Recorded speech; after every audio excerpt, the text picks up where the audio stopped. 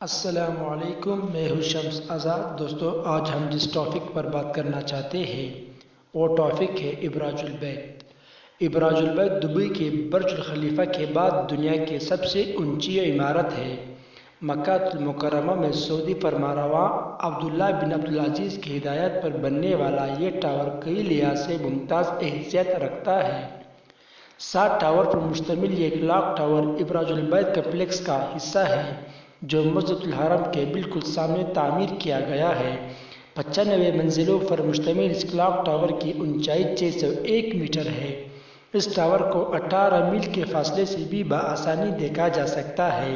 اس کے چاروں اطراف پر نصب گھڑیال میں اللہ تعالیٰ کا نام کندہ کیا گیا ہے۔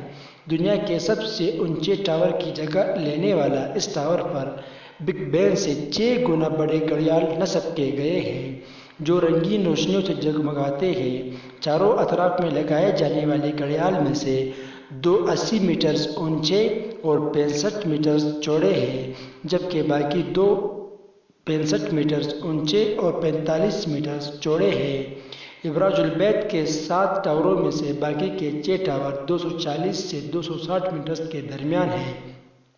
کمپلیکس میں 76 لفٹیں ہیں اور اس میں 1 لاکھ کے قریب لوگوں کے لیے کاروبار کرنے اور رہائش رکھنے کی سہولت میسر ہے۔ اس میں موجود 21,000 لائٹس نماز کے اوقات کے بارے میں آگاہ کرتے ہیں۔ عید اور دیگر اہم مواقع پر ٹاور سے 30 کلومیٹر اونچی روشنی نکلے گی۔